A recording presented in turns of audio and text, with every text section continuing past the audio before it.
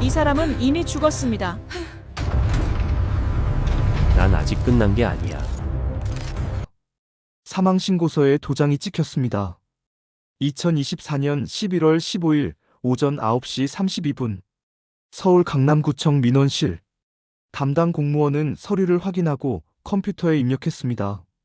사망자 박철수 79세 사망 일시 11월 14일 오후 11시 47분 사망 장소 청담 실버타운 요양원 302호 사망 원인 급성 심근경색 신고인 차남 박민준 모든 절차는 정상이었습니다. 화장 예약까지 완료됐습니다. 그런데 도장 잉크를 자세히 본 사람은 아무도 없었습니다. 그 잉크는 구청에서 쓰는 잉크가 아니었습니다. 병원 사망진단서에 찍히는 그 잉크색이었습니다. 3일 뒤인 11월 18일 오후 2시 14분 강남 대치동 국민은행 본점 2층 VIP 창구 앞 CCTV가 한 남자를 포착했습니다. 검은색 코트, 회색 중절모, 마스크로 가린 얼굴, 하지만 걸음걸이, 오른쪽 다리를 약간 끄는 특유의 자세, 그리고 왼손 약지에 낀 비치 반지. 은행 경비팀장이 화면을 보다가 얼어붙었습니다. 이거 박철수 회장 아닙니까? 미쳤어? 그분 돌아가셨잖아. 아니 이거 봐요. 이 반지 틀림없어. 그리고 경비팀장은 말을 멈췄습니다. 화면을 다시 돌렸습니다. 그리고 중얼거렸습니다. 냄새까지 똑같았는데 경비팀장은 5년 전까지 박철수 회장 전담 경호를 했던 사람이었습니다. 그 순간 화면 속 남자가 VIP 창구로 들어갔습니다. 담당 직원은 30대 여성. 신분증 확인 후 고개를 들었다가 얼굴이 하얗게 질렸습니다. 손이 굳었습니다. 마우스를 움직일 수가 없었습니다. 고객님, 실례지만 남자는 대답 없이 출금 전표를 밀었습니다. 금액 50억. 전표 아래 서명란. 직원은 그 서명을 봤습니다. 그리고 시스템 화면을 확인했습니다. 과거 거래 기록 속 서명과 1mm도 틀리지 않았습니다. 잠시만요, 지점장님 호출하겠습니다. 직원이 버튼을 누르는 사이 3분. 지점장이 도착했을 때 남자는 이미 사라진 뒤였습니다. 하지만 출금은 완료됐습니다. 50억이 통장에서 빠져나갔습니다. 지점장은 전표를 집어들었습니다. 날짜를 봤습니다. 그리고 말했습니다. 이 날짜가 사망신고서 도장 찍힌 날짜랑 같아. 경찰 신고가 들어간 건 그로부터 2시간 뒤. 신고자는 박민준, 박철수의 둘째 아들이었습니다. 우리 아버지 계좌에서 돈이 빠져나갔다고요? 말이 됩니까? 아버지는 3일 전에 돌아가셨어요. 강남경찰서 지능범죄수사팀 담당 형사 2명이 은행 CCTV를 돌려봤습니다. 1번, 2번, 3번. 이거 뭔가 이상한데? 뭐가요? 걸음걸이. 박철수 회장 맞는 것 같은데. 시체 확인했다면서요? 화장했다는데. 그럼 누가 흉내낸 거 아닙니까? 형사는 고개를 저었습니다. 생체인증 통과했어. 지문이랑 홍채. 둘 다. 뭐? 이건 사람이 속인 게 아니야. 시스템 로그가 통과로 찍혔어. 홍채 매칭률이 98%야. 심지어 제시도 없이 한 번에 통과야. 사무실이 조용해졌습니다. 죽은 사람의 지문과 홍채로 은행 시스템을 통과했다는 것. 형사는 모니터를 끄지 못했습니다. 그리고 중얼거렸습니다. 죽은 사람의 지문은 어떻게 살아있었을까? 사망신고서 도장은 누가 찍었을까? 그리고 요양원에서 박철수가 먹던 약은 대체 뭐였을까? 그날 이후 박철수의 가족, 요양원 직원, 은행 관계자, 경찰 모두의 인생이 뒤틀리기 시작했습니다. 지금 이 이야기를 어디서 듣고 계신가요? 편하게 앉아서 들으셔도 좋습니다. 하지만 중간에 끄지 마세요.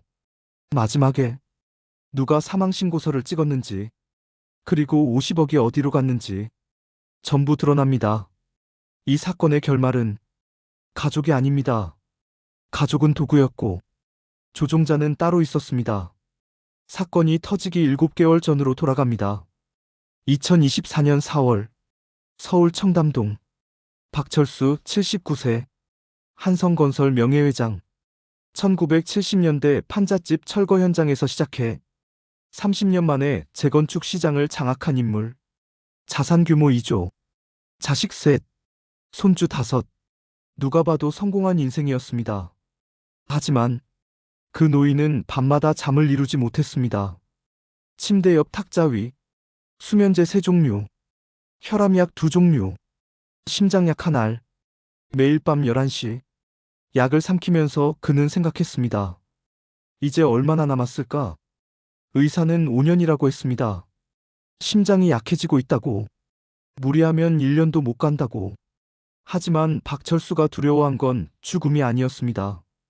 그가 진짜 무서워한 건 자식들이었습니다. 첫째, 박민수. 한성건설 대표이사. 52세. 매끈한 정장. 완벽한 말투. 이사회에서는 아버지를 회장님이라 불렀습니다. 하지만 회장은 알고 있었습니다. 아들의 눈빛을. 빨리 죽어라. 그 눈빛을. 2023년 겨울 회장이 응급실에 실려갔을 때 첫째 박민수는 의사에게 제일 먼저 물었습니다. 보험은 가입돼 있죠? 아버지는 산소 마스크를 쓰고 있었습니다. 눈을 뜨고 있었습니다. 그 질문을 들었습니다. 둘째, 박민준. 한성건설 전무. 49세. 형보다 더 조급했습니다. 회의 중에도 시계를 봤습니다. 아버지가 기침하면 표정이 밝아졌습니다. 응급실 복도에서 아버지 심전도 소리를 들으며 휴대폰으로 부동산 앱을 보고 있었습니다. 이번엔 진짜인가? 그런 눈빛이었습니다. 셋째, 딸 박선영. 46세. 미국 LA 거주. 1년에 한 번 명절 때만 왔습니다. 오면 웃었습니다. 아버지, 건강하시죠? 하지만 그 웃음 뒤에 회장은 계산기를 봤습니다. 내 몫은 얼마나 될까? 그 계산을 박철수는 지난 3년간 천천히 자산을 정리했습니다. 부동산 매각, 주식 현금화, 차명 계좌 정리, 모든 돈을 한 곳으로 모았습니다. 국민은행 대치동 본점, VIP 계좌 하나, 잔액 1847억. 비밀번호는 아무도 몰랐습니다. 자식들도, 회계팀도, 변호사도, 오직 박철수만 알고 있었습니다. 그리고 하나 더. 그는 유언장을 쓰지 않았습니다. 변호사가 여러 번 권했지만 아직이야. 아직 시간 있어. 박철수는 계속 미뤘습니다. 왜? 그 이유를 아는 사람은 없었습니다. 2024년 9월 박철수의 건강이 급격히 나빠졌습니다. 계단을 오르다 쓰러졌습니다. 응급실로 실려갔습니다. 의사는 말했습니다. 심장이 많이 약해졌습니다. 이제 혼자 생활은 어렵습니다. 박민수가 결정했습니다. 요양원으로 모시겠습니다. 회장은 거부했습니다. 집에 있을 거야. 아버지, 24시간 케어가 필요하세요. 간병인 고용하면 돼. 비효율적입니다. 요양원이 낫습니다. 박민수는 이미 계약서를 들고 있었습니다. 청담 실버타운. 1인실 월 800만 원. 최고급 시설입니다. 아버지께 맞습니다. 회장은 서류를 봤습니다. 아들의 눈을 봤습니다. 그리고 알았습니다. 날 가두려는 거구나. 하지만 그는 서명했습니다. 힘이 없었기 때문입니다. 2024년 10월 7일 박철수는 청담 실버타운 302호로 입소했습니다.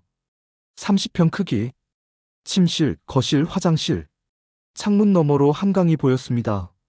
시설은 좋았습니다. 하지만 입소 당일 밤 회장은 알 수 없는 약 2알을 손바닥에 올려놓았습니다. 흰색, 작고 둥근 알약. 간호사가 준 약 중에 처음 보는 것들이었습니다. 이게 뭐지? 박철수는 휴지에 싸서 침대 프레임 틈에 숨겼습니다. 그리고 다음 날 아침 침대 프레임을 확인했습니다. 비어 있었습니다. 약이 사라졌습니다. 침대 프레임 아래엔 누군가 손을 넣고 꺼낸 먼지 자국이 남아 있었습니다. 회장은 그제야 깨달았습니다.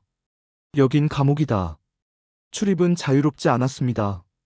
외출하려면 보호자 동의가 필요했습니다. 휴대폰 사용도 제한됐습니다. 어르신들 안전을 위해서예요. 담당 간호사의 말이었습니다. 그리고 규칙이 더 있었습니다. 보호자 승인 없이는 방문객 기록부를 열람할 수 없습니다. 약 봉투는 보호자 요청 시에도 공개 불가.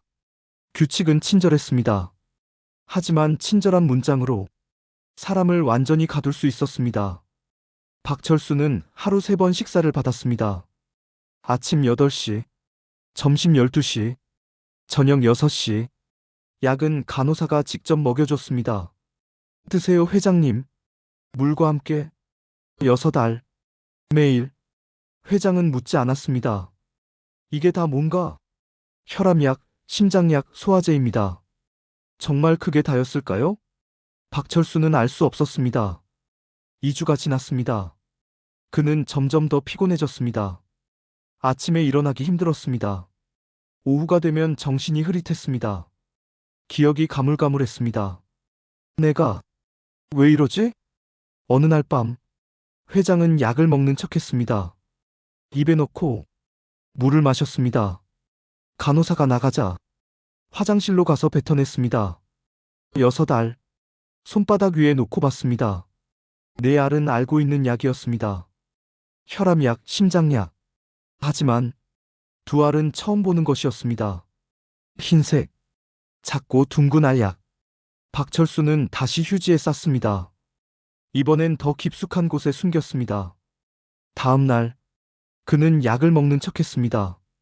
또 뱉어냈습니다. 3일째, 4일째, 정신이 조금씩 돌아왔습니다. 머리가 맑아졌습니다. 그리고 그는 확신했습니다. 누군가 나를 조종하고 있다. 누구? 왜? 박철수는 생각했습니다. 그리고 답을 알았습니다. 돈 1847억. 자식들이 노리는 것. 하지만 그는 아직 살아있었습니다. 유언장도 없었습니다. 법적으로 자식들은 아무것도 할 수 없었습니다. 그렇다면 해야 할 일은 하나였습니다. 날 죽이는 거지. 박철수는 침대에 누워서 천장을 보며 차갑게 웃었습니다. 어디에 봐라. 그는 아직 포기하지 않았습니다. 같은 시각, 청담 실버타운 지하 1층, 직원 휴게실. 한 남자가 커피를 마시고 있었습니다. 이름 김도현, 41세, 청담 실버타운 시설관리팀, 정식 명칭은 환경미화원, 쉽게 말해 청소부였습니다. 김도현은 의료 폐기물 동선을 담당했습니다. 주사기, 약병, 사용한 거즈. 모든 폐기물은 지하 1층 폐기물 보관실로 모였습니다. 그곳엔 CCTV가 없었습니다. 지하 1층은 환기와 습기 때문에 카메라가 자주 고장났고 결국 철거됐습니다.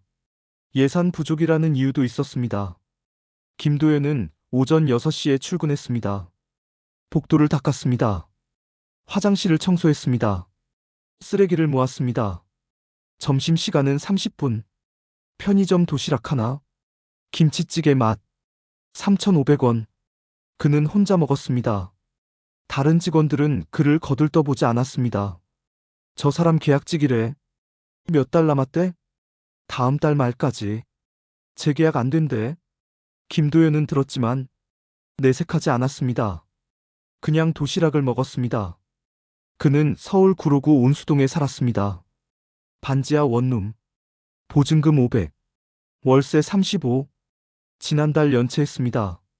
집주인이 문자를 보냈습니다. 이번 달까지 밀리면 나가셔야 합니다. 김도현은 답장하지 않았습니다. 할 말이 없었습니다. 그는 혼자 살았습니다. 결혼한 적 있었습니다. 딸이 하나 있었습니다. 하지만 7년 전 이혼했습니다. 이유는 간단했습니다. 당신은 돈을 못 벌잖아. 전처의 말이었습니다. 틀린 말은 아니었습니다. 김도현은 평생 비정규직이었습니다. 공사장 일용직, 경비대행, 택배 상하차, 식당 설거지, 뭐든 했습니다. 하지만 돈은 모이지 않았습니다. 딸은 전처가 키웠습니다. 양육비 월 50만 원. 김도연은 한 번도 밀린 적 없었습니다. 그게 유일하게 지킨 것이었습니다. 하지만 다음 달 계약이 끝나면 양육비도 못 보낼 것 같았습니다. 전처가 마지막으로 보낸 문자는 이거였습니다. 다음 달부터는 면접 교섭도 끊을게. 김도연은 휴게실 구석에 앉아 커피를 마시며 창밖을 봤습니다. 청담동, 고급 차들, 명품 쇼핑백을 든 사람들. 여긴 다른 세상이야.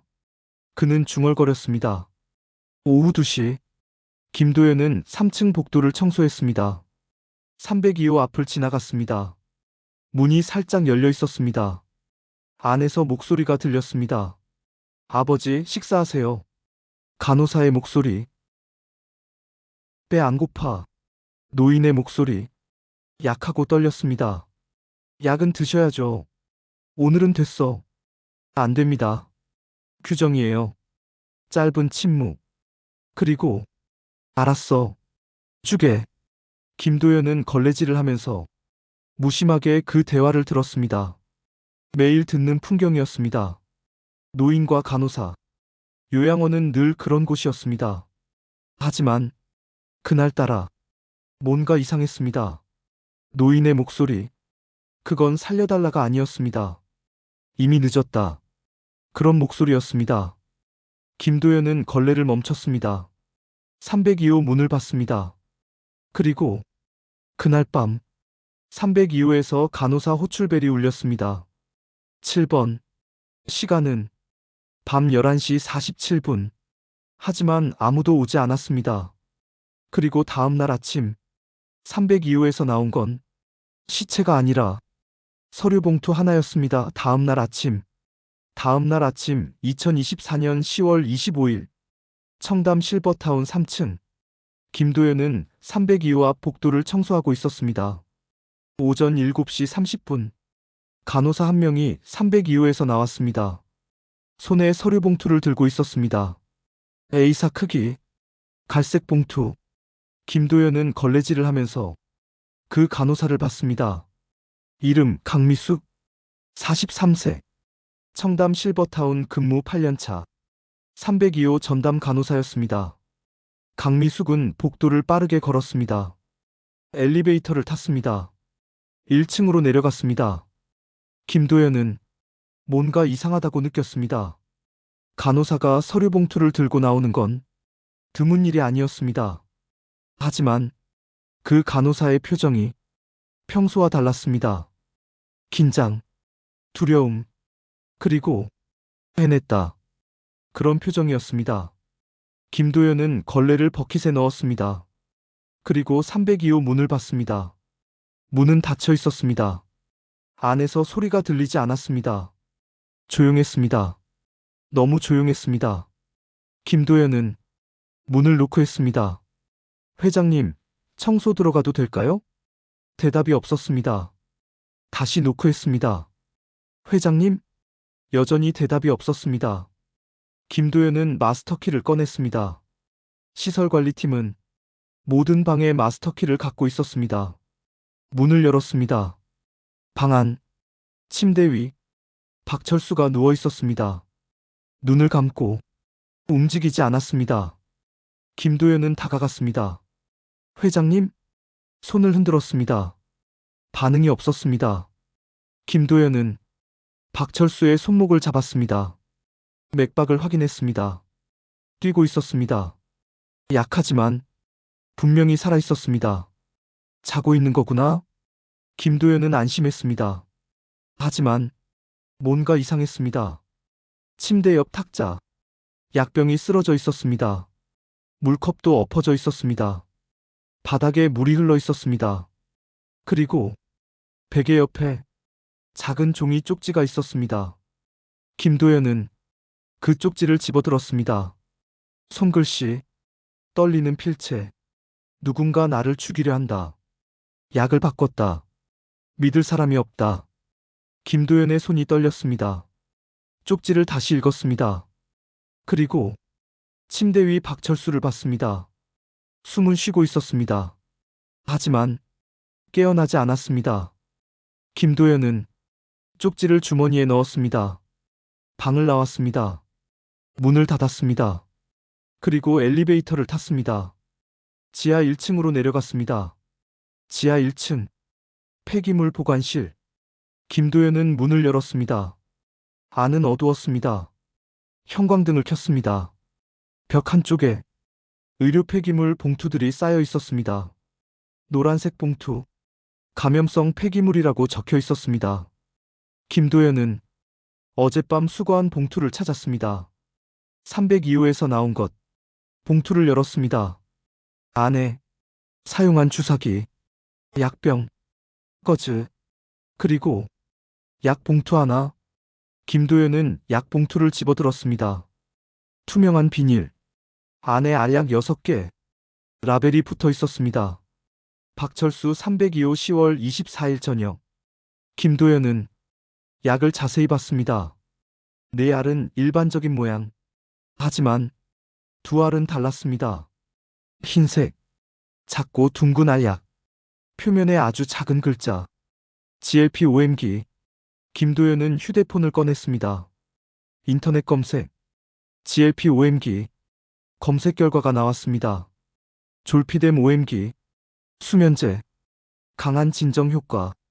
과다 복용 시 의식 저하, 호흡 곤란. 김도연은 화면을 보며 얼어붙었습니다. 이게 수면제? 그는 다시 약 봉투를 봤습니다. 라벨엔 수면제라는 표시가 없었습니다. 처방전도 없었습니다. 누군가 몰래 넣은 것이었습니다. 김도연은 약 봉투를 주머니에 넣었습니다. 쪽지와 함께. 그리고 보관실 문을 나왔습니다. 복도를 걸으면서 생각했습니다. 이걸 어떻게 하지? 경찰에 신고. 하지만 증거가 약했습니다. 쪽지는 누가 썼는지 증명할 수 없었습니다. 약은 폐기물에서 가져온 것. 합법적인 증거가 아니었습니다. 그리고 김도연은 알고 있었습니다. 청담 실버타운은 강력한 변호사팀을 갖고 있었습니다. 계약직 청소부의 말. 아무도 믿지 않을 것입니다. 김도연은 1층 로비로 올라갔습니다. 원장실 앞을 지나갔습니다. 문이 열려 있었습니다. 안에서 목소리가 들렸습니다. 네, 박민수 대표님. 걱정하지 마세요. 간호사 강미숙의 목소리였습니다. 오늘 아침 확인했습니다. 상태가 많이 약해지셨어요. 네. 이대로면 길어야 일주일입니다. 서류는 준비했습니다. 서명만 받으면 됩니다. 김도연은 복도 구석에 멈춰 섰습니다. 숨을 죽였습니다. 네, 알겠습니다. 연락드리겠습니다. 통화가 끊어졌습니다. 원장실 문이 닫혔습니다. 김도연은 천천히 복도를 벗어났습니다. 심장이 빠르게 뛰었습니다. 길어야 일주일? 서류? 서명? 김도연은 모든 것이 연결되는 걸 느꼈습니다. 박철수를 죽이려는 계획. 그리고 가족이 그걸 알고 있다는 것. 아니, 가족이 시켰다는 것. 같은 시각. 강남 한성건설 본사. 15층 대표의 사실. 박민수가 전화를 끊었습니다. 책상 맞은편. 동생 박민준이 앉아 있었습니다. 어때? 박민수가 말했습니다. 일주일. 확실해? 요양원 측에서 그렇게 말했어. 박민준이 웃었습니다. 드디어 끝나는구나. 박민수는 웃지 않았습니다. 그냥 창밖을 봤습니다. 형은 안 기뻐? 기쁘지. 표정이 왜 그래? 아무것도 아니야. 박민준은 일어났습니다. 나 가봐야 해. 변호사 미팅 있어. 뭐 때문에? 유원장 무효 소송 준비. 혹시 모르잖아. 아버지 유원장 없어. 그래도 준비는 해야지. LA에 있는 선영이도 움직일 거야. 박민수는 고개를 끄덕였습니다. 박민준이 나갔습니다. 혼자 남은 박민수. 그는 책상 서랍을 열었습니다. 안에 서류 한 장, 재산분할 협의서, 세 자녀 이름이 적혀 있었습니다. 각 자목. 이미 계산된 숫자들. 박민수는 그 서류를 보며 작게 중얼거렸습니다. 미안해, 아버지. 하지만 그의 눈빛은 미안해 보이지 않았습니다. 다음 날, 2024년 10월 26일, 김도연은 출근하지 않았습니다. 병가를 냈습니다. 몸이 안 좋습니다. 대신 그는 서울 서초동으로 갔습니다. 법무법인 정의, 무료법률 상담소. 오전 10시, 변호사 한 명이 그를 만났습니다. 이름 이지훈, 35세, 공익변호사. 김도연은 쪽지와 약 봉투를 꺼냈습니다. 이게 증거가 될 수 있을까요? 이지훈은 쪽지를 읽었습니다. 약을 확인했습니다. 그리고 고개를 저었습니다. 어렵습니다. 왜요? 쪽지는 필적 감정이 필요한데 본인이 의식이 없으면 확인이 불가능합니다. 약은요? 폐기물에서 가져온 거죠? 이건 증거 능력이 없습니다. 불법 취득이에요. 김도연의 얼굴이 어두워졌습니다. 그럼 아무것도 할 수 없다는 거예요? 이지우는 잠시 생각했습니다. 한 가지 방법이 있습니다. 뭡니까? 본인이 직접 신고하는 겁니다. 본인이요? 지금 의식이 없는데요. 깨어나면요. 깨어날 수 있을까요? 모르죠. 하지만 약을 중단하면 가능성은 있습니다. 김도연은 창밖을 봤습니다. 제가 뭘 할 수 있죠? 이지훈이 말했습니다. 약을 바꾸세요. 네? 당신이 폐기물을 담당한다고 했죠? 그럼 약 봉투에 접근할 수 있습니다. 하지만 그건 불법입니다. 저도 압니다.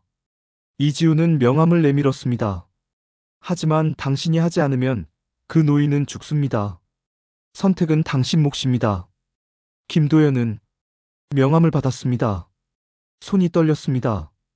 그날 밤, 청담 실버타운 지하 1층, 오후 11시, 김도연은 야간 근무를 자원했습니다.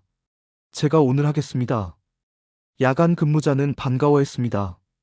고마워요. 대신 내일 제가 할게요. 김도연은 지하 1층 폐기물 보관실로 갔습니다. 302호 약 봉투를 찾았습니다. 내일 아침 투약용. 김도연은 약 봉투를 열었습니다.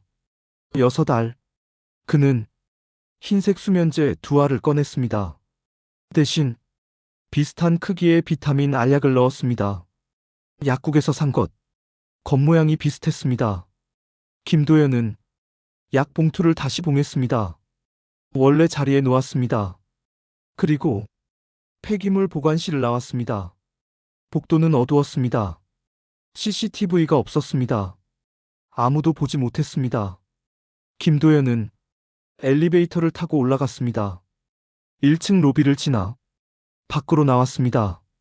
찬 공기가 얼굴을 때렸습니다. 그는 멈춰 섰습니다. 손을 봤습니다.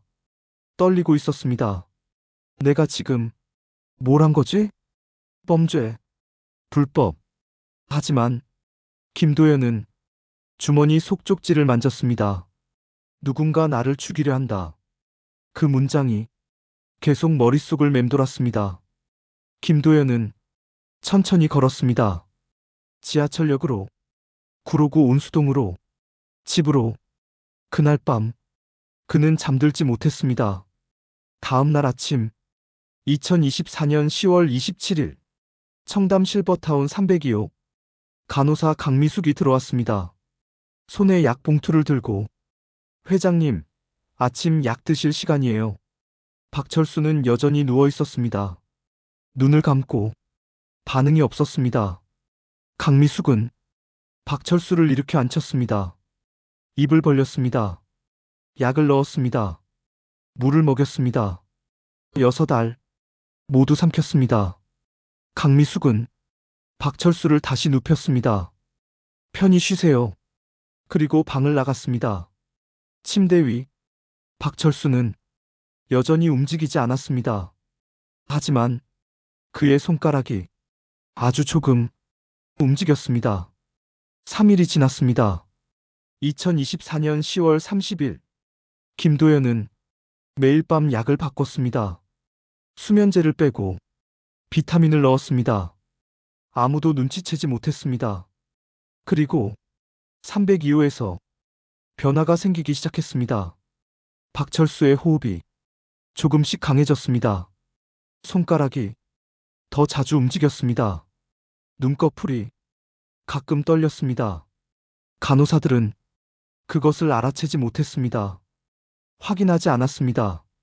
그저 상태 변화 없음이라고 차트에 기록했습니다. 하지만 김도연은 알고 있었습니다.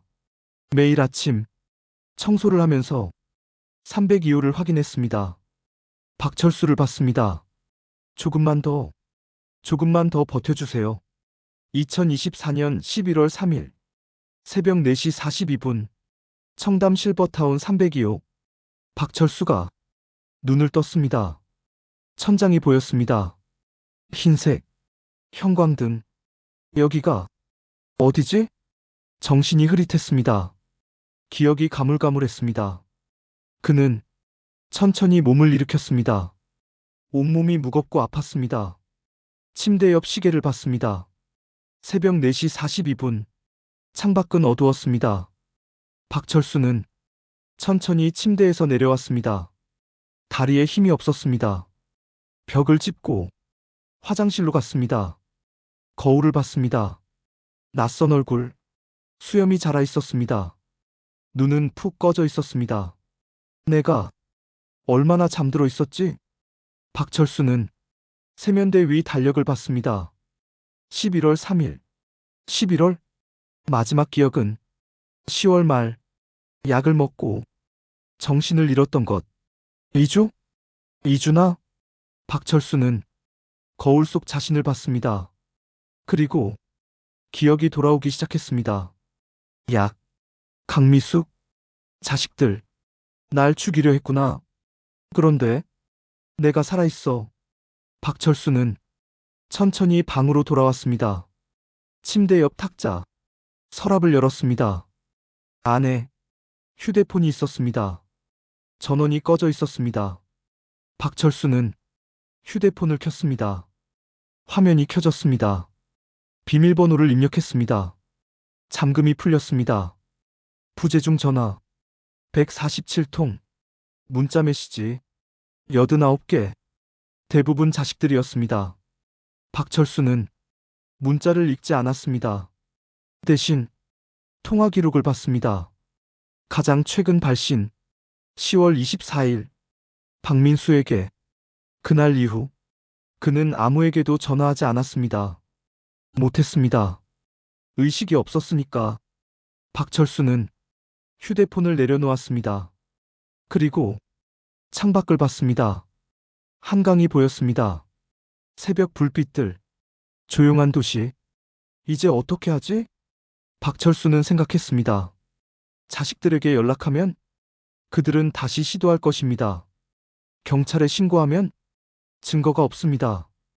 약은 이미 사라졌을 것입니다. 쪽지도. 박철수는 베개 밑을 확인했습니다. 비어 있었습니다. 쪽지가 없었습니다. 누가 가져갔어? 박철수는 문을 봤습니다.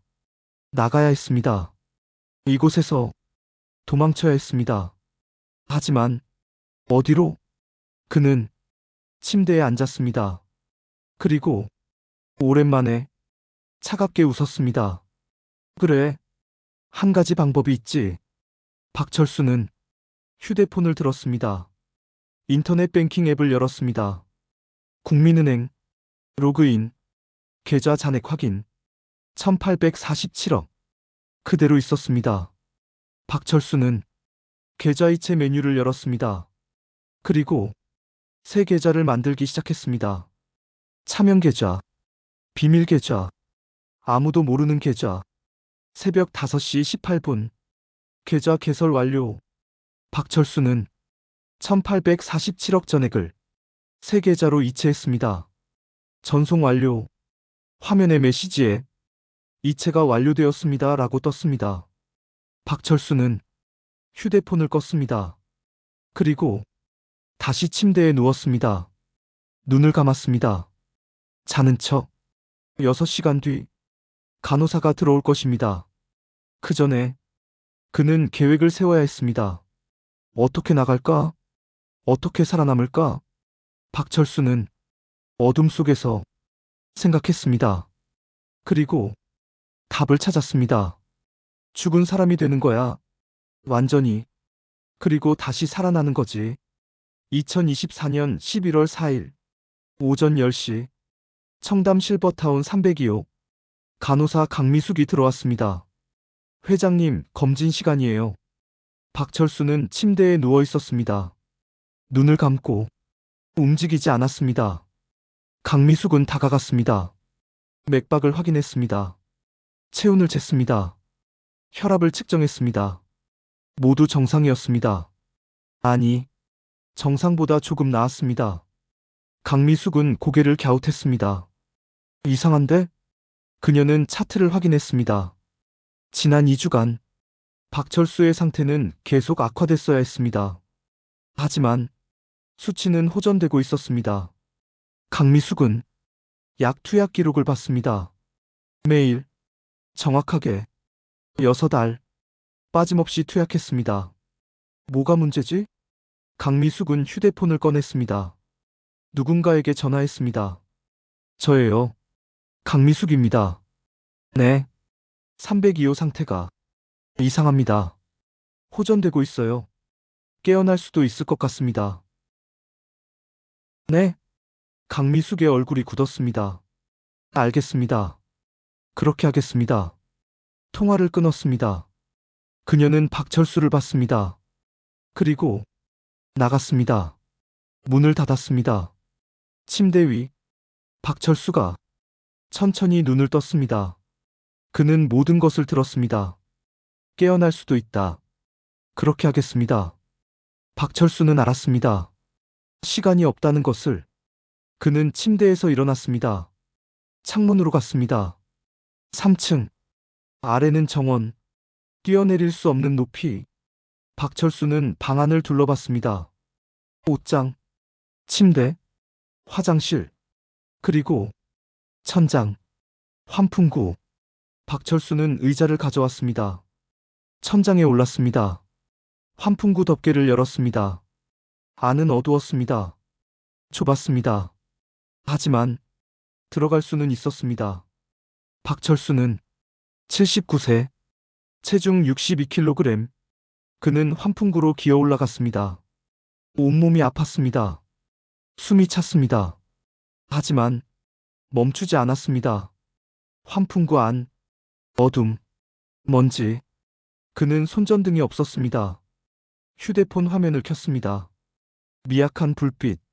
앞으로 기어갔습니다. 덕트를 따라 10m, 20m. 다른 방 환풍구가 보였습니다. 304호. 비어있는 방. 박철수는 덮개를 열었습니다. 아래를 내려다봤습니다. 아무도 없었습니다. 그는 천천히 내려왔습니다. 바닥에 착지했습니다. 다리가 휘청거렸습니다. 하지만 넘어지지 않았습니다. 박철수는 문으로 갔습니다. 살짝 열었습니다. 복도를 확인했습니다. 간호사 한 명이 지나갔습니다. 강미숙이었습니다. 손에 주사기를 들고 302호로 향하고 있었습니다. 박철수는 문을 닫았습니다. 심장이 빠르게 뛰었습니다. 주사기. 주사를 놓으려는 거야. 302호에. 내가 없는 곳에. 박철수는 생각했습니다. 빠르게. 어떻게 하지? 그때 복도에서 소리가 들렸습니다. 회장님, 회장님. 강미숙의 목소리. 다급했습니다. 회장님이 사라졌어요. 발소리. 여러 명. 간호사들이 모여들었습니다. 뭐라고요?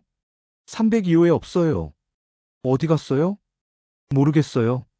문은 잠겨 있었는데. 혼란. 비상벨이 울렸습니다. 전 직원 비상. 박철수 회장 실종. 1층 출입구 봉쇄. CCTV 확인. 박철수는 304호 문을 살짝 열고 복도를 봤습니다. 간호사들이 모두 302호 쪽으로 몰려갔습니다. 반대편 복도는 비어 있었습니다. 지금이었습니다. 박철수는 복도로 나왔습니다. 환자복 차림, 맨발. 그는 비상계단으로 향했습니다. 엘리베이터는 위험했습니다. CCTV가 있었으니까. 비상계단 문을 열었습니다. 안은 조용했습니다. 그는 아래로 내려가기 시작했습니다. 3층, 2층, 1층, 지하 1층. 박철수는 지하 1층 문을 열었습니다. 복도가 보였습니다. 어두웠습니다. 형광등 몇 개만 켜져 있었습니다. 그는 복도로 나왔습니다. 어디로 가야 할지 몰랐습니다. 그냥 걸었습니다. 복도 끝. 폐기물 보관실. 문이 열려 있었습니다. 안에서 누군가 나왔습니다. 김도연이었습니다. 두 사람, 눈이 마주쳤습니다. 김도연은 환자복 차림의 노인을 봤습니다. 맨발, 수염투성이.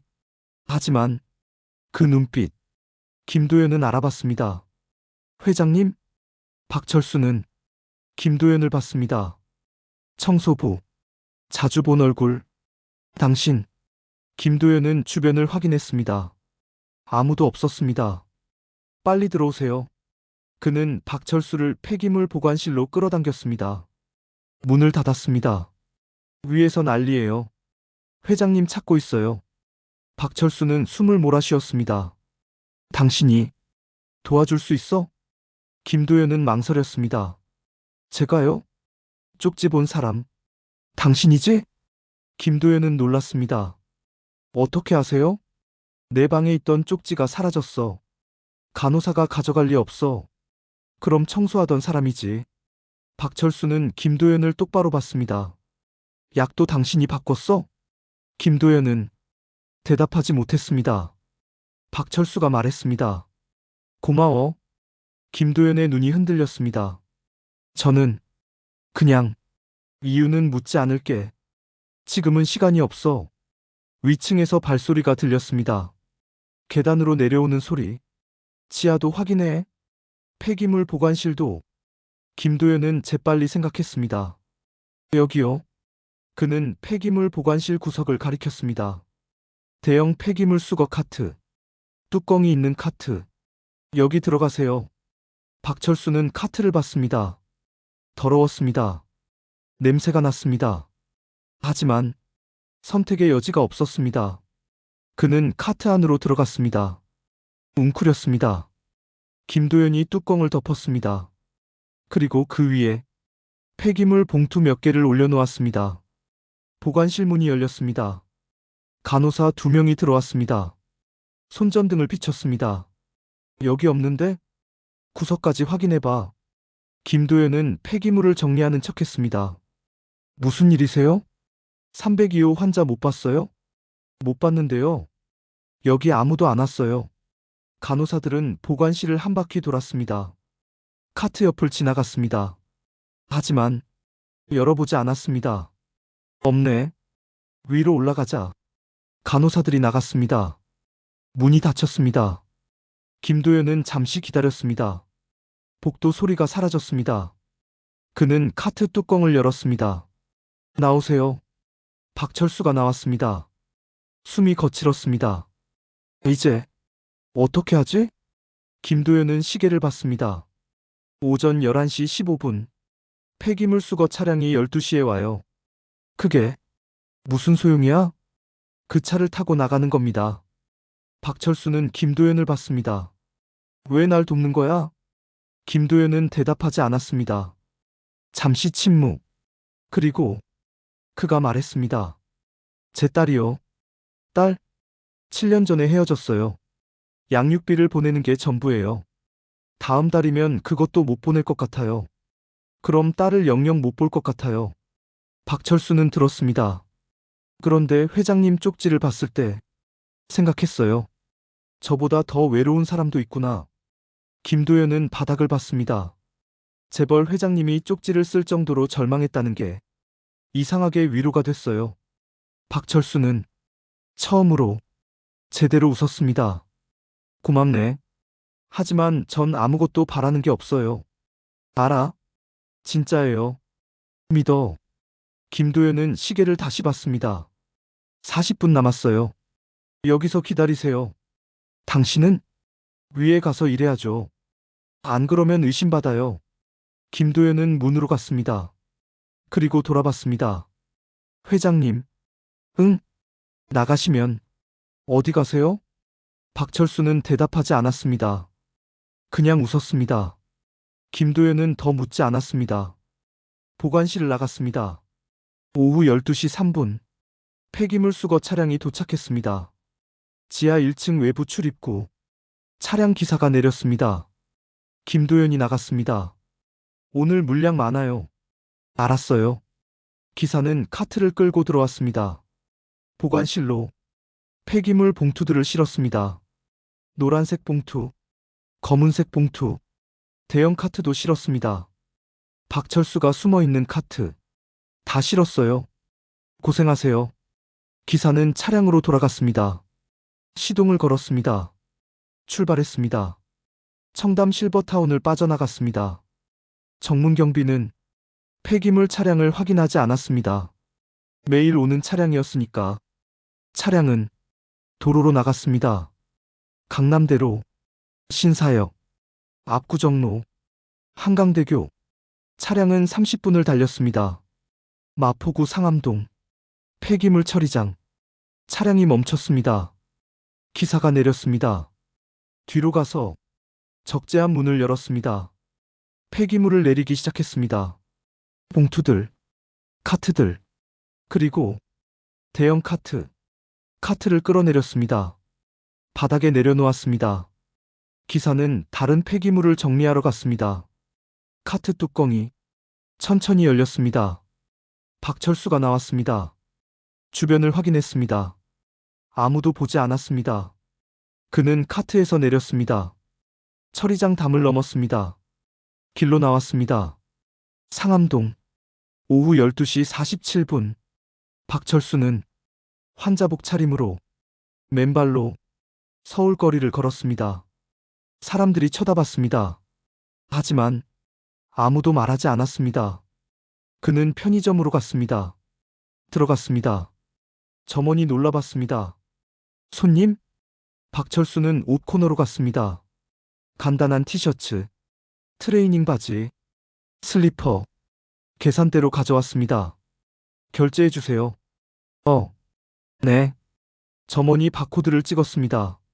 32,000원입니다. 박철수는 주머니를 뒤졌습니다. 비어 있었습니다. 잠깐만요. 그는 환자복 안주머니를 확인했습니다. 휴대폰. 그게 전부였습니다.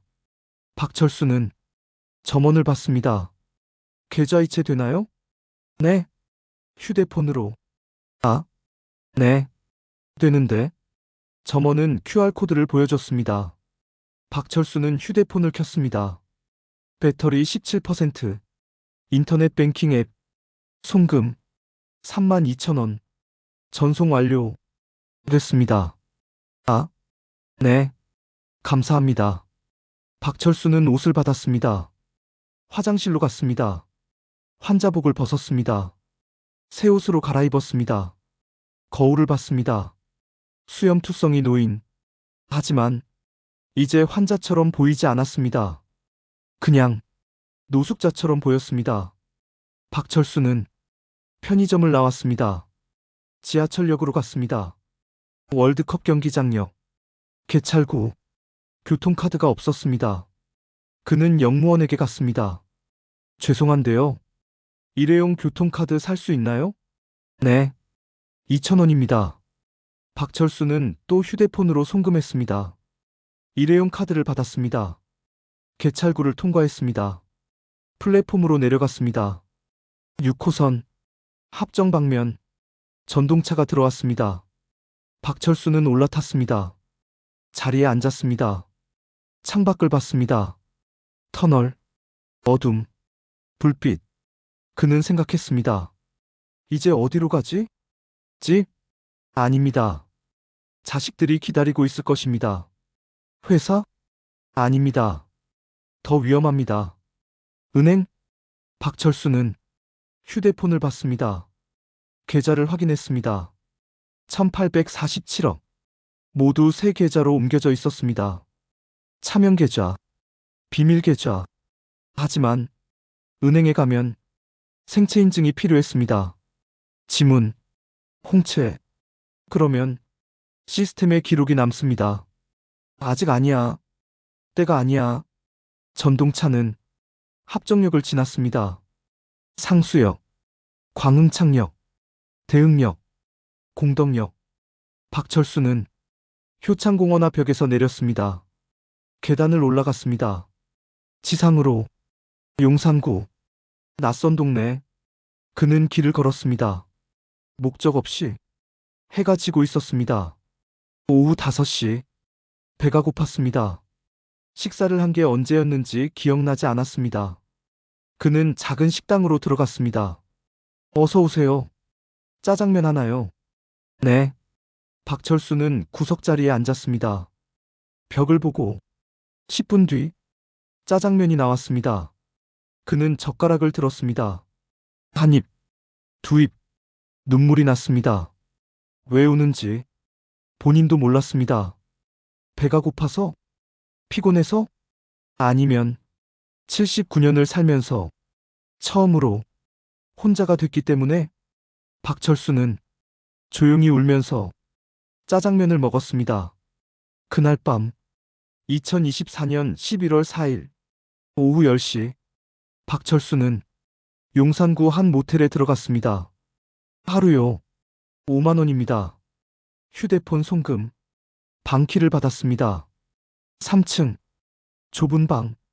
하지만 침대가 있었습니다. 샤워실이 있었습니다. 박철수는 샤워를 했습니다.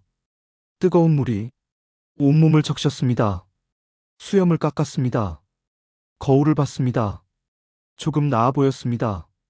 그는 침대에 누웠습니다. 천장을 봤습니다. 휴대폰을 켰습니다. 배터리 3%. 충전기가 없었습니다. 박철수는 마지막으로 뉴스를 확인했습니다. 검색. 박철수 한성건설. 기사가 떴습니다. 한성건설 박철수 명예회장 실종. 청담 요양원서 사라져. 경찰 수사 착수. 가족들 치매 의심 주장.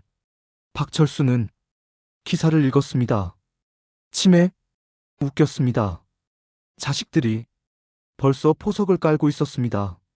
아버지를 치매 환자로 만들고 그러면 재산관리 권한을 가져갈 수 있습니다. 박철수는 휴대폰을 내려놓았습니다. 배터리 1%. 곧 꺼질 것입니다. 그는 눈을 감았습니다. 그리고 생각했습니다. 이제 죽은 사람이 됐어. 진짜로. 그럼 이제 뭘 하지? 박철수는 오랜만에 깊은 잠에 빠졌습니다. 일주일이 지났습니다. 2024년 11월 11일. 박철수는 용산구, 마포구, 영등포구를 떠돌았습니다. 매일 다른 모텔, 매일 다른 식당. 휴대폰은 꺼두었습니다. 배터리가 없어서가 아니라 위치 추적이 두려워서. 그는 PC방에 갔습니다. 시간제 이용 1,000원.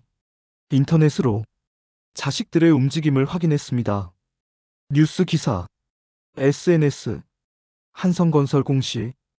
박민수가 대표이사 자리를 강화하고 있었습니다. 박민준이 전무에서 부사장으로 승진했습니다. 박선영이 LA에서 귀국했습니다. 재산 분할 준비, 유 원장 무효 소송 준비. 모든 것이 계획대로 진행되고 있었습니다.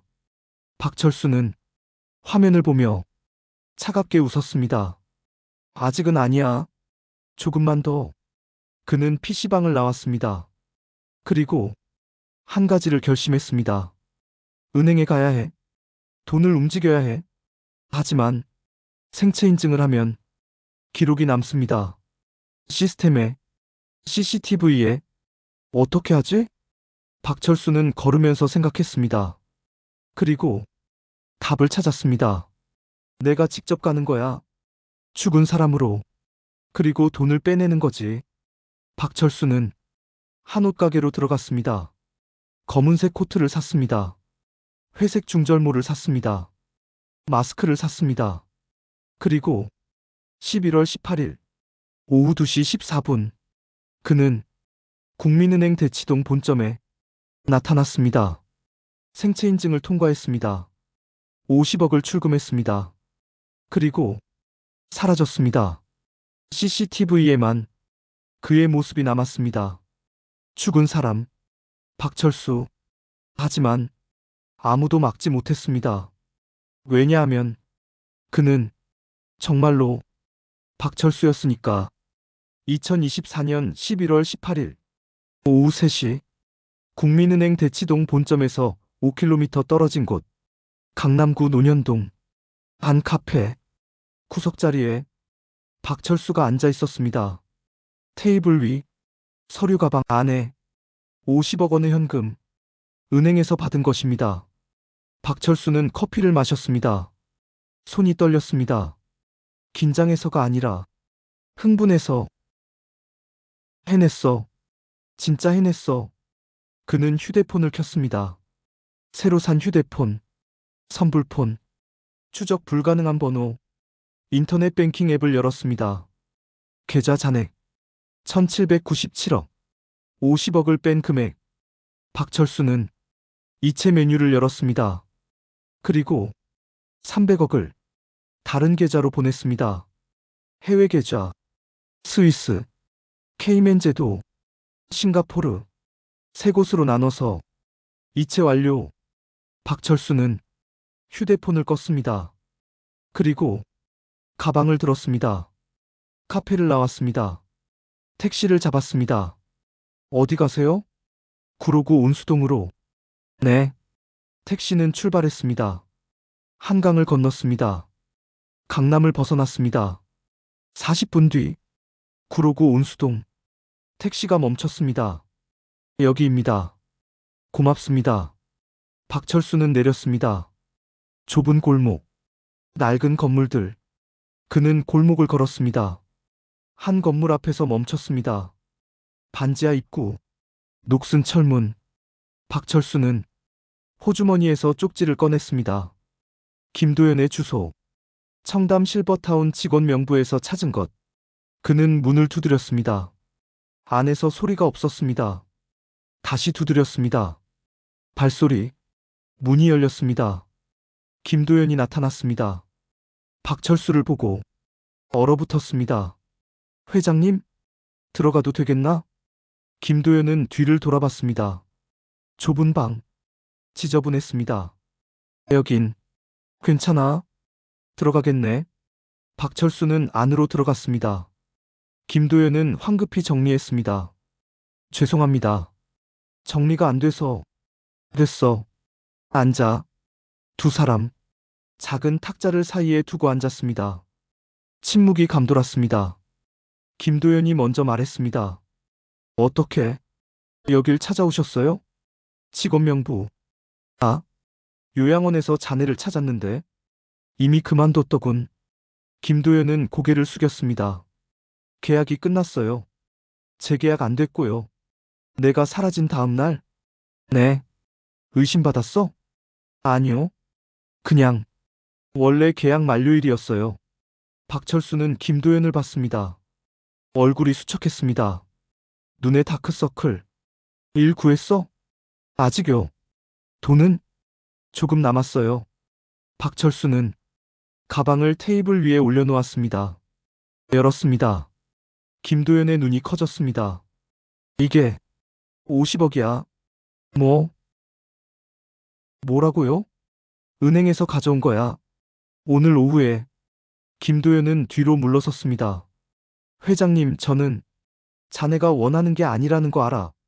박철수는 돈다발 하나를 꺼냈습니다. 5천만 원. 테이블 위에 놓았습니다. 이건 자네 거야.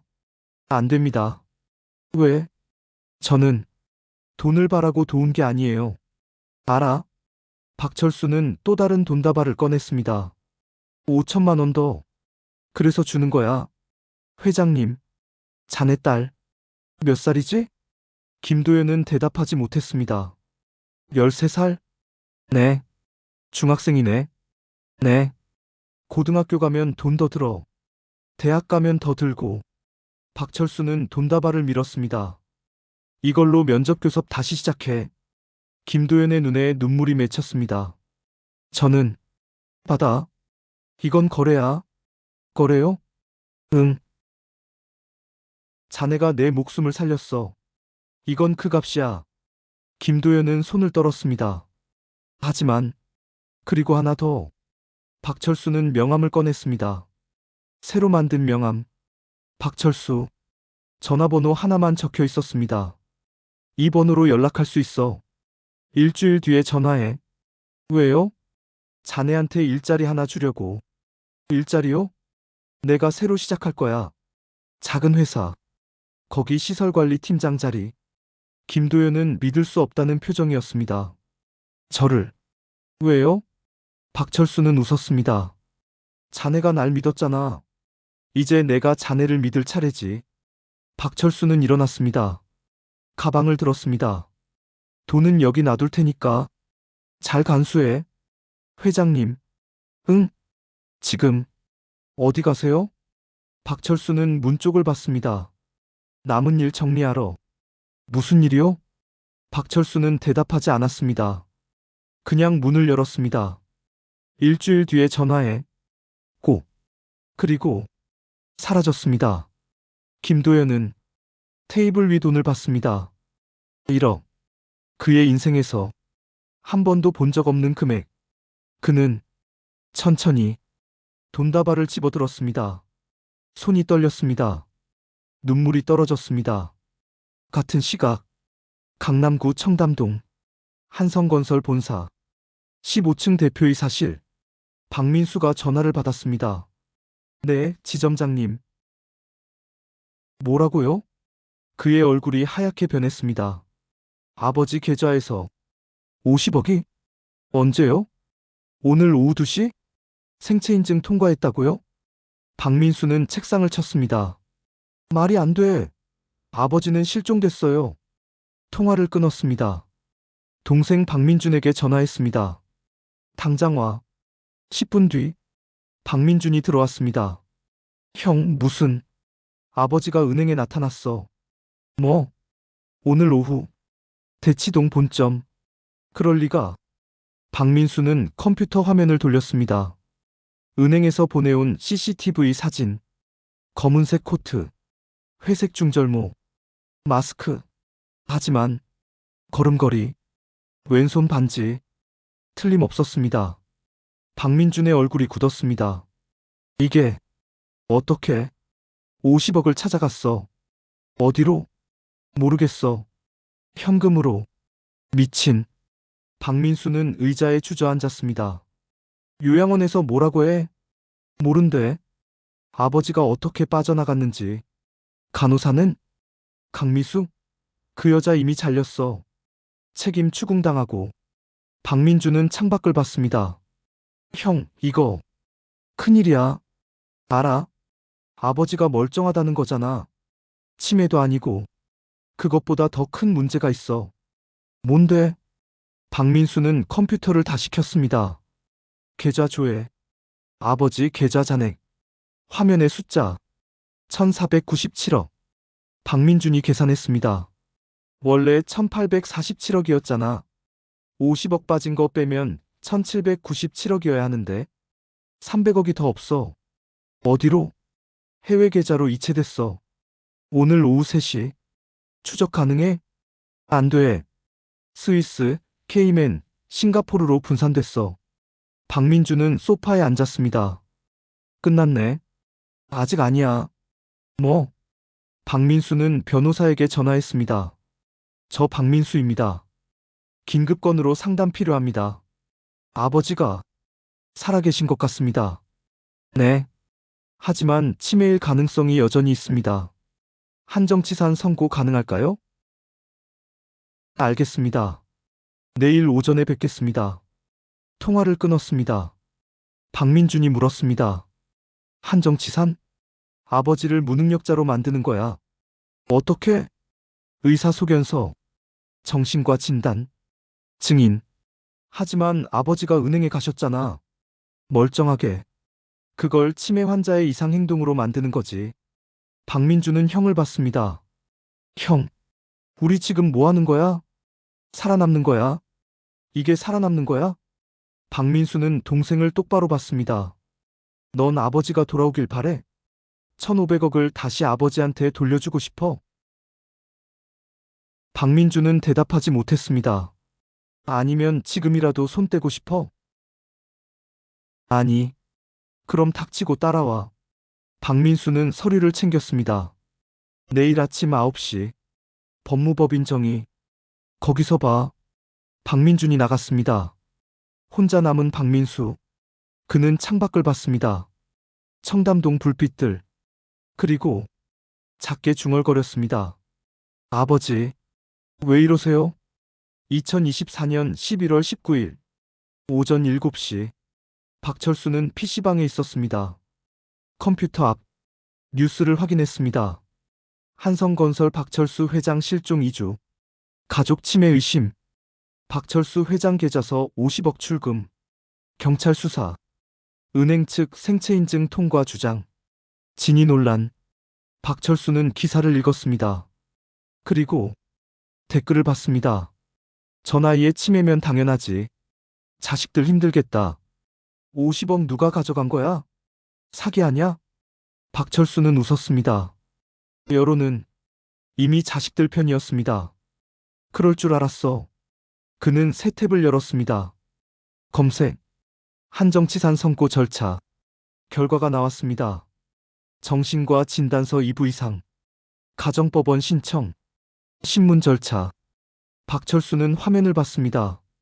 자식들이 이걸 노리고 있겠지. 날 무능력자로 만드는 거. 그럼 재산관리권을 빼앗을 수 있어. 박철수는 다른 검색을 했습니다. 한정치산 선고 무효. 결과. 본인이 정상 판단 능력 입증 시 증인 및 증거 제출. 재심 청구 가능. 박철수는 메모했습니다. 증인. 증거. 그는 PC방을 나왔습니다. 지하철을 탔습니다. 서초구로 갔습니다. 법무법인 정의. 9층 건물. 박철수는 건물 맞은편 카페에 앉았습니다. 창가 자리. 법무법인 입구가 보였습니다. 오전 8시 50분. 검은색 벤츠가 도착했습니다. 박민수가 내렸습니다. 이어서 박민준. 두 사람. 건물로 들어갔습니다. 박철수는 커피를 마시며 아들들을 봤습니다. 30분이 지났습니다. 아들들이 나왔습니다. 변호사 2명과 함께 악수, 대화, 웃음.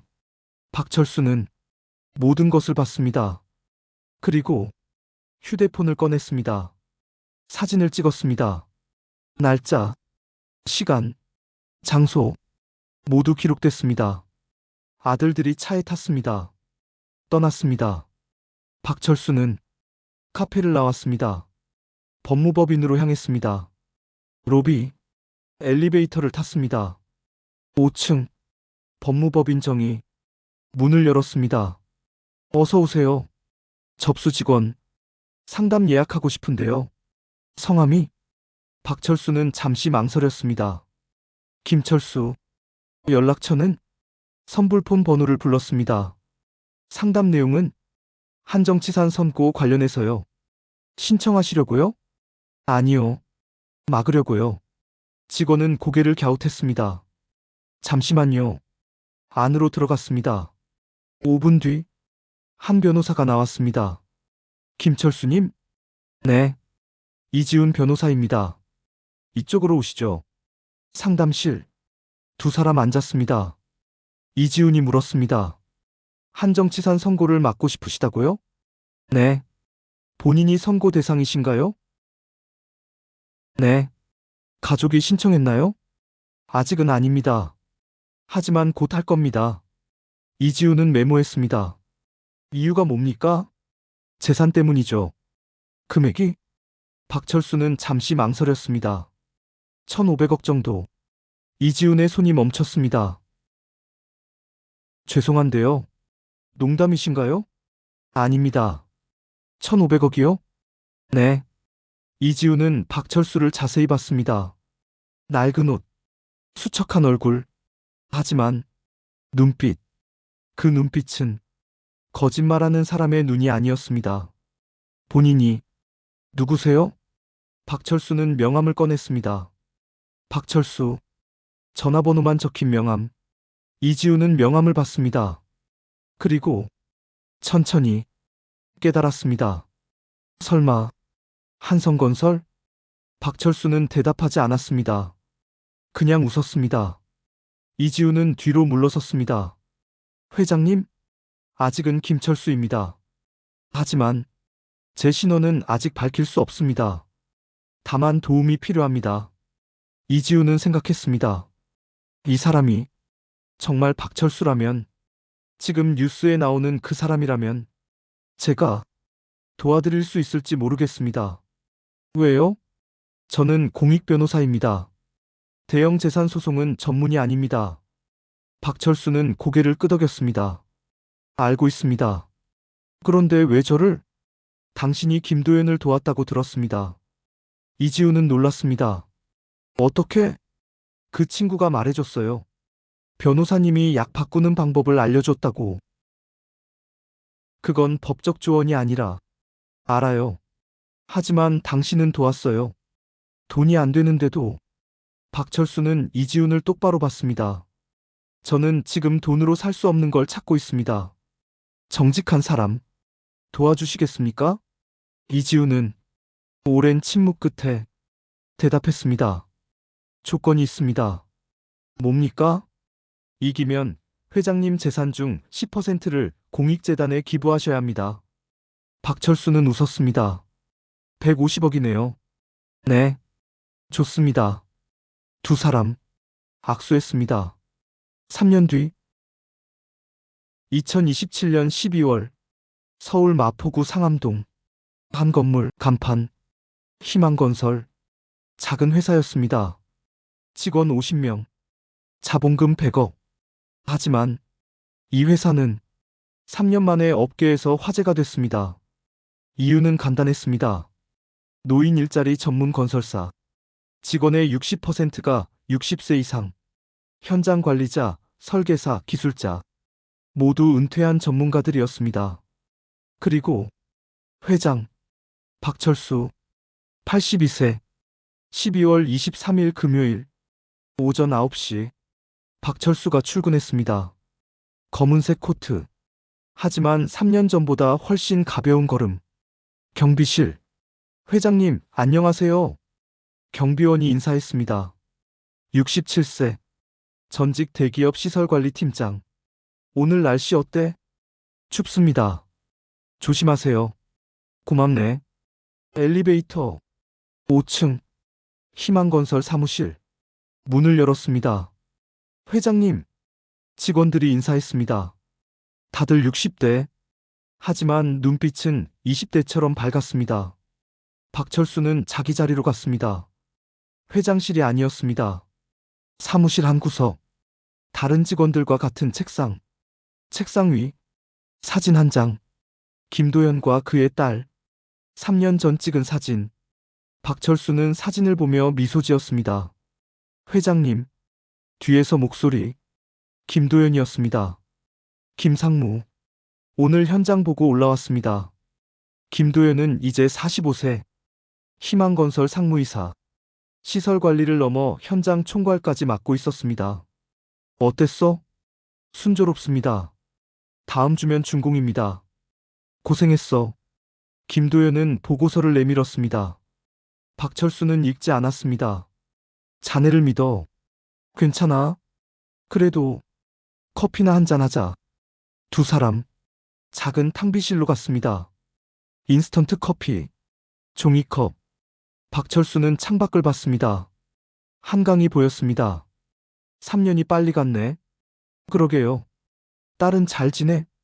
김도연은 웃었습니다. 네. 고등학생 됐어요. 이번 주말에 같이 영화 보러 갑니다. 좋겠네. 회장님 덕분입니다.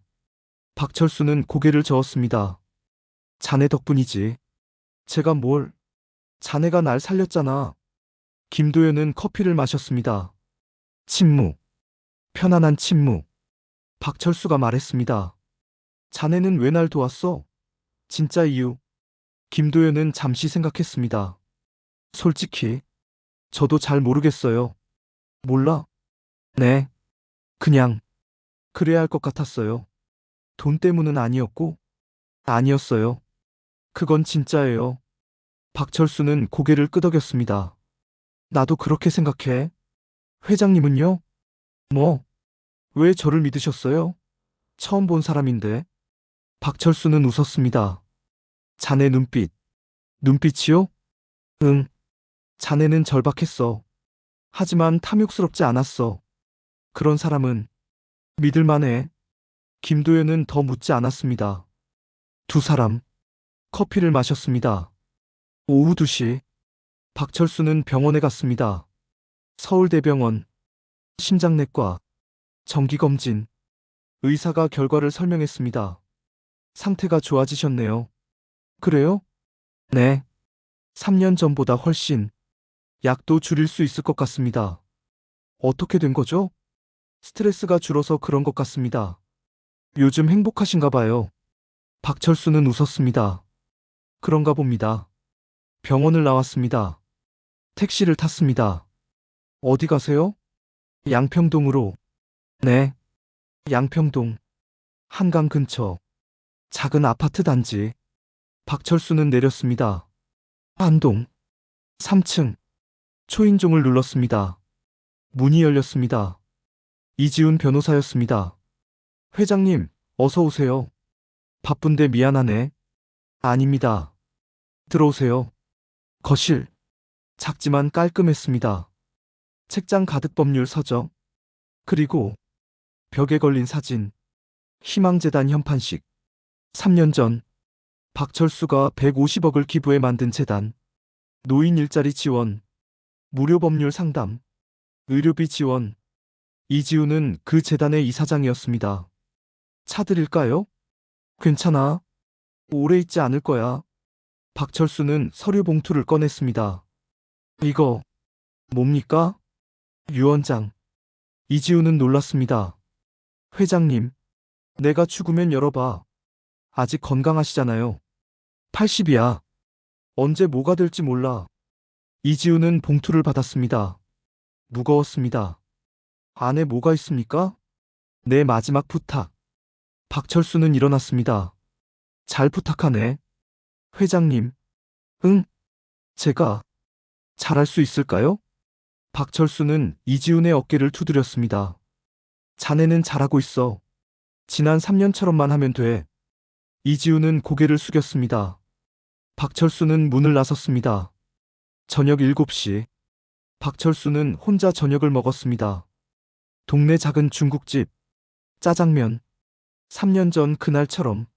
하지만 이번엔 눈물이 나지 않았습니다. 그냥 맛있었습니다. 계산을 하고 밖으로 나왔습니다. 겨울바람. 하지만 춥지 않았습니다. 그는 한강으로 걸어갔습니다. 밤. 한강. 불빛들이 반짝였습니다. 박철수는 벤치에 앉았습니다. 휴대폰을 꺼냈습니다. 인터넷 검색. 박민수. 기사가 나왔습니다. 전 한성건설 대표 박민수 사기 혐의 기소. 횡령 혐의 추가. 징역 5년 구형. 박철수는 기사를 읽었습니다. 표정이 없었습니다. 슬프지도 기쁘지도 않았습니다. 그냥 담담했습니다. 다음 검색. 박민준. 박민준 전 부사장, 호주 이민. 사업 실패 후 잠적. 박철수는 휴대폰을 껐습니다. 더 이상 찾지 않았습니다. 그는 하늘을 봤습니다. 별이 보였습니다. 내가 뭘 잘못했을까? 혼잣말. 바람만 대답했습니다. 자식을 사랑하는 게 잘못이었을까? 침묵. 아니면 돈을 너무 많이 벌었을까? 박철수는 웃었습니다. 그것도 아니겠지. 그는 일어났습니다. 집으로 걸어갔습니다. 2028년 1월 15일. 새해. 희망건설 신년회.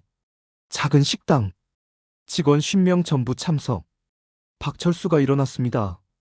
건배사 여러분, 모두가 주목했습니다.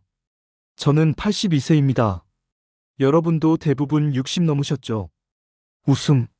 세상은 우리를 늙었다고 합니다. 쓸모없다고 하죠. 하지만 박철수는 직원들을 둘러봤습니다. 우리는 여전히 일합니다. 여전히 웃습니다. 여전히 필요합니다. 박수. 저는 3년 전에 죽을 뻔했습니다. 아니, 실제로 죽었죠. 법적으로. 하지만 다시 살아났습니다. 누가 살려줬을까요? 박철수는 김도연을 봤습니다. 한 사람이 제 손을 잡아줬습니다. 돈도 없고 권력도 없는 사람이. 김도연은 고개를 숙였습니다. 저는 그때 알았습니다. 돈이 전부가 아니라는 것. 자식이 전부가 아니라는 것. 진짜 중요한 건 박철수는 잔을 들었습니다. 오늘, 지금 함께 있는 사람입니다. 모두가 잔을 들었습니다. 건배, 건배. 잔이 부딪혔습니다. 웃음, 이야기. 따뜻한 밤이었습니다. 2030년 5월. 박철수, 84세. 그는 병원 침대에 누워 있었습니다. 서울대병원. 중환자실. 급성 심근경색. 의사는 말했습니다. 이번엔 어렵습니다. 김도연이 침대 옆에 있었습니다. 이지훈도, 희망건설 직원들도. 박철수는 눈을 떴습니다. 다들, 왔네. 회장님, 괜찮아? 나 이제 갈 나이야. 그런 말씀 마세요. 박철수는 웃었습니다. 84년. 충분히 살았어. 그는 김도연의 손을 잡았습니다. 고마웠네. 회장님, 자네 덕분에 마지막이 행복했어. 김도연의 눈에 눈물이 흘렀습니다. 박철수는 이지훈을 봤습니다. 유 원장. 네. 잘 부탁하네. 네. 박철수는 천천히 눈을 감았습니다. 이제 편하다. 심장 박동이 느려졌습니다. 비, 비, 비. 2030년 5월 17일 오후 3시 24분. 박철수 사망. 장례식장.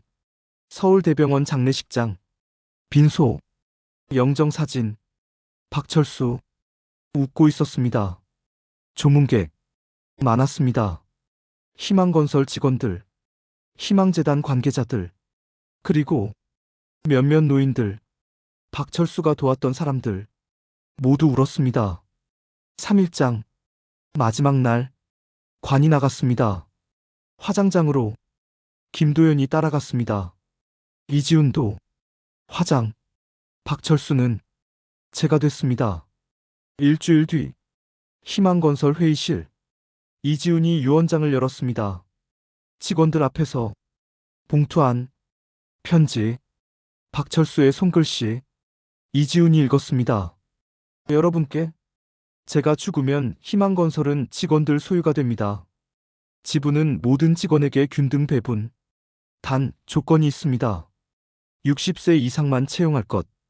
이익의 30%는 희망재단에 기부할 것. 회사 이름은 바꾸지 말 것. 그리고 마지막. 저를 기억하지 않아도 됩니다. 다만 여러분이 행복하길 바랍니다. 그게 제 마지막 부탁입니다.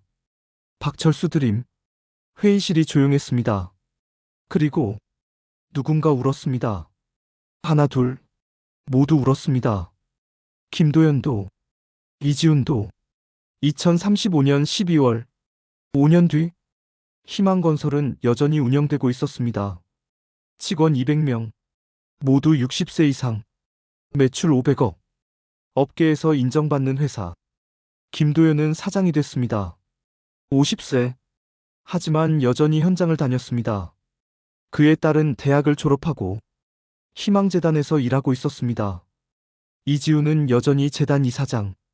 매년 1000명 이상에게 법률 상담, 의료비 지원, 일자리 연결. 박철수가 남긴 돈은 여전히 누군가를 살리고 있었습니다. 희망건설 로비. 벽에 걸린 사진. 박철수 웃고 있었습니다. 밑에 문구. 우리는 늙지 않았다. 다시 시작할 뿐이다. 박철수, 희망건설 창립자. 그리고 서울 어딘가 한 요양원 302호 한 노인이 누워 있었습니다. 88세. 자식들이 방문했습니다. 아버지, 편찮으시죠? 약 드세요. 노인은 약을 받습니다. 6알. 그리고 기억했습니다. 뉴스에서 본 이야기. 박철수. 요양원. 약. 생존. 노인은 약을 입에 넣는 척했습니다. 자식들이 나갔습니다. 노인은 약을 뱉었습니다. 손바닥에 올려놓고 봤습니다. 4알은 아는 약. 2알은 모르는 약. 노인은 휴지에 싸서 침대 프레임 틈에 숨겼습니다. 그리고 작은 쪽지를 꺼냈습니다. 떨리는 손으로 썼습니다. 누군가 나를 죽이려 한다. 창밖. 겨울 해가 지고 있었습니다. 하지만 노인은 아직 포기하지 않았습니다. 이야기는 끝나지 않았습니다. 어디선가 누군가는 여전히 싸우고 있습니다. 살기 위해, 존엄하기 위해, 사랑받기 위해. 그리고 당신이 이 이야기를 들었다면 기억하세요.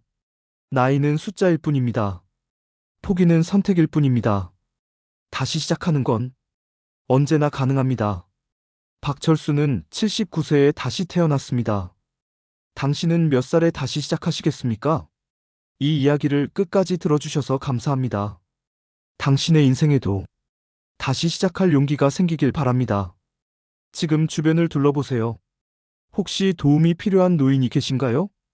혹시 당신도 포기하고 싶으신가요? 기억하세요. 한 사람의 손길이, 한 사람의 용기가, 한 사람의 인생을 바꿀 수 있습니다. 박철수처럼, 김도연처럼, 당신도 할 수 있습니다.